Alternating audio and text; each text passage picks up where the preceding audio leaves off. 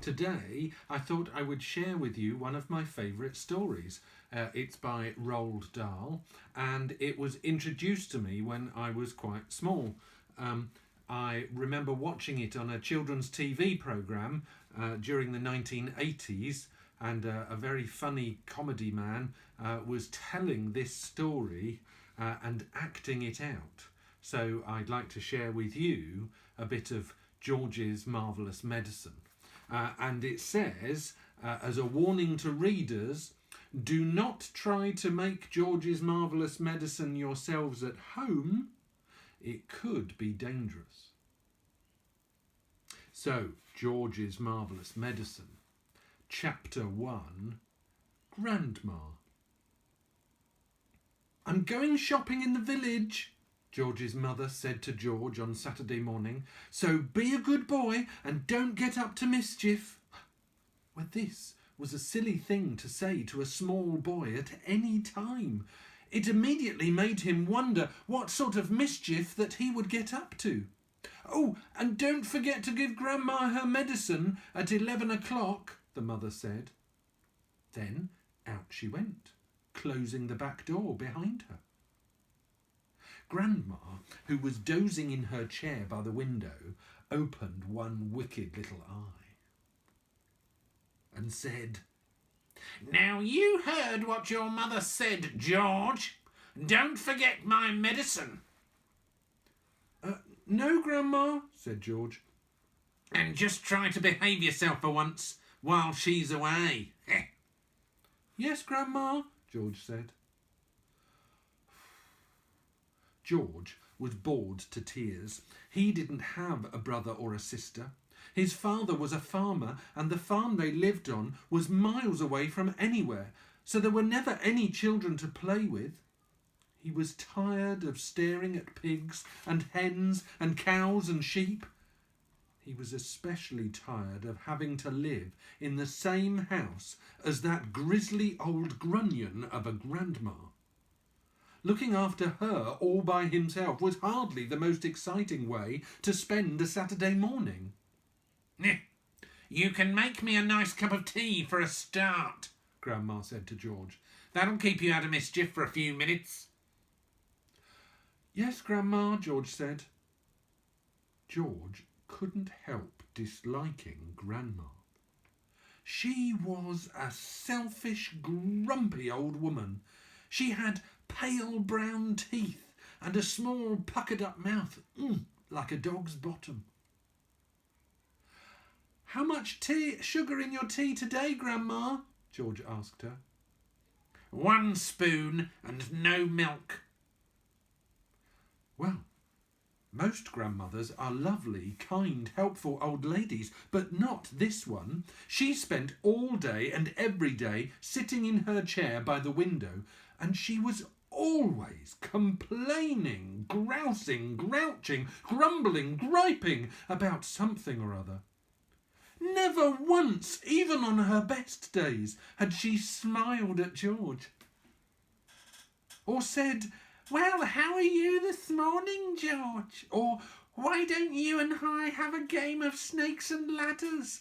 Or how was school today? She didn't seem to care about other people, only about herself. She was a miserable old grouch. George went into the kitchen and made Grandma a cup of tea with a tea bag.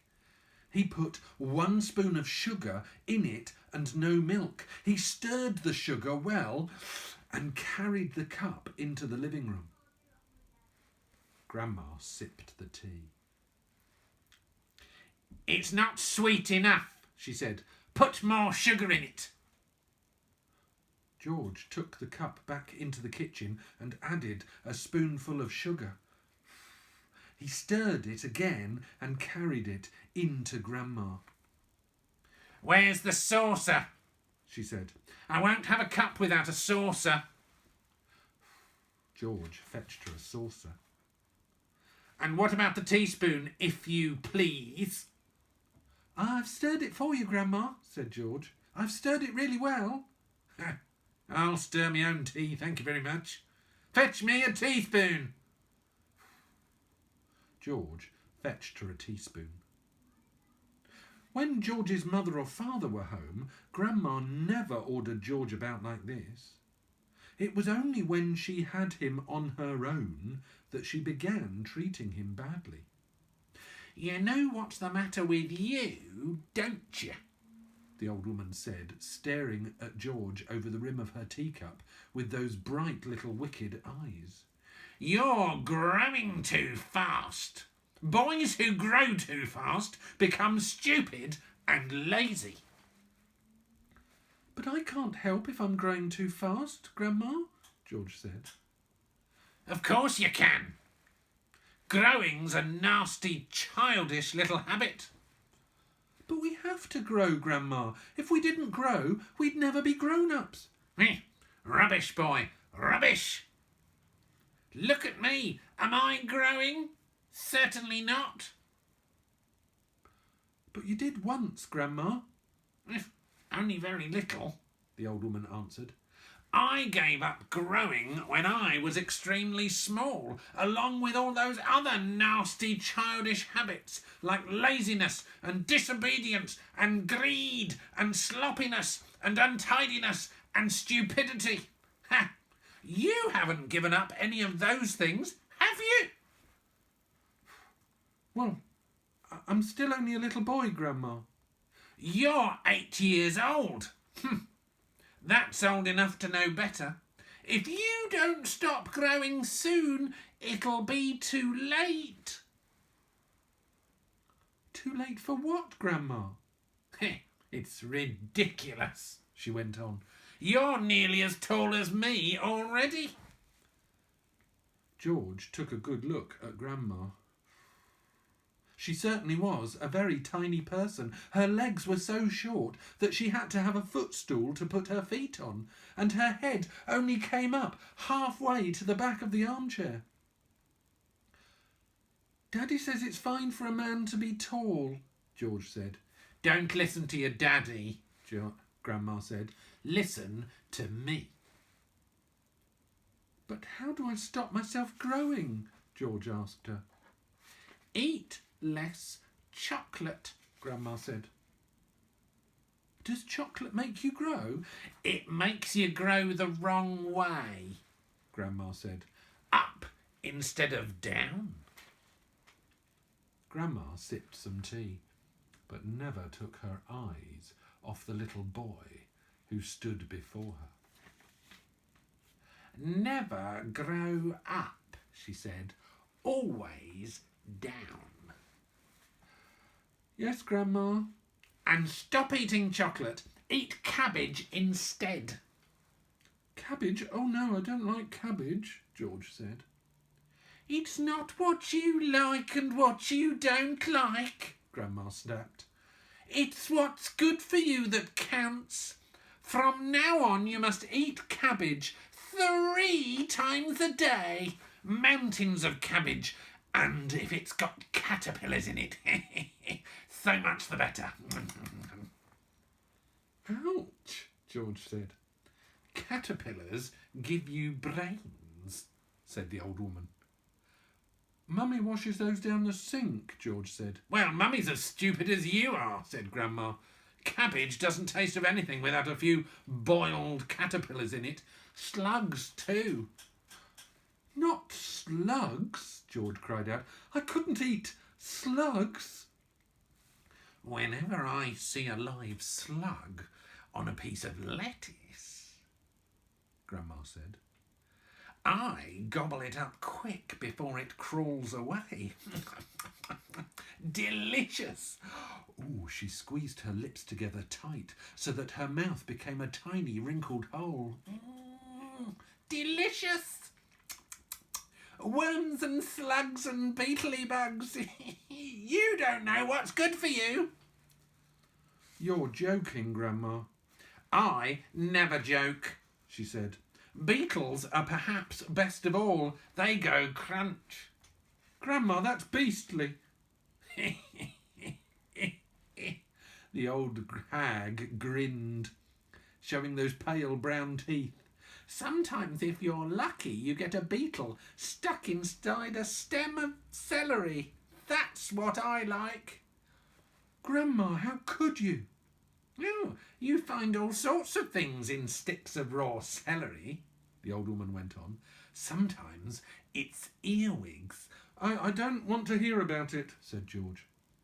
"A big fat earwig is very tasty," Grandma said. "But you've got to be very quick, my dear, when you put one of those in your mouth. It has a pair of sharp nippers on its back end, and if it grabs your tongue, it never lets go. So you've got to bite the earwig first. Chop, chop, before it bites you." George started edging towards the door. He wanted to get as far away as possible from this filthy old woman. "You're trying to get away from me, aren't you?" she said, pointing a finger straight at George's face. "You're trying to get away from Grandma." George stood by the door, staring at the old hag in the chair. She stared back at him. Could it be, George wondered, that she was a witch? Had he always thought witches were only in fairy tales, but now he wasn't sure? "Come closer to me, little boy," she said, beckoning him with a horny finger. "Come closer to me and I will tell you secrets." George didn't move. Grandma didn't move either. "I know a great many secrets," she said, and suddenly she smiled. It was a thin, icy smile, the kind a snake might give you just before it bites you. "Come over here to Grandma, and she'll whisper secrets to you." George took a step backwards, edging closer to the door. "You mustn't be frightened of your old grandma," she said. George took another step backwards. "Some of us," she said, and all at once she was leaning forward in her chair and whispering in a throaty sort of voice George had never heard her use before. "Some of us," she said, "have magic powers that can twist the creatures of this earth into wondrous things." A tingle of electricity flashed down the length of George's spine. He began to feel frightened. "Some of us," the old woman went on, "have fire on our tongues and sparks in our bellies and wizardry on the tips of our fingers. Some of us know secrets that would make your hair stand on end and your eyes pop out of their sockets." George wanted to run away, but his feet seemed firmly stuck to the floor. "We know how to make your nails drop off and your teeth grow out of your fingers instead." George began to tremble. It was her face that frightened him the most of all. The frosty smile, the brilliant, unblinking eyes. "We know how to have you wake up in the morning with a long tail coming out of you behind." "Grandma! Stop!" he cried out. "We know secrets, my dear, about dark places where dark things live and squirm and slither all over each other." George made a dive for the door. "It doesn't matter how far you run," he heard her saying. "You won't get away." George ran into the kitchen and slammed the door behind him.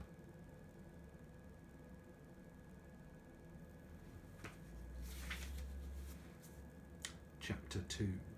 The Marvellous Plan.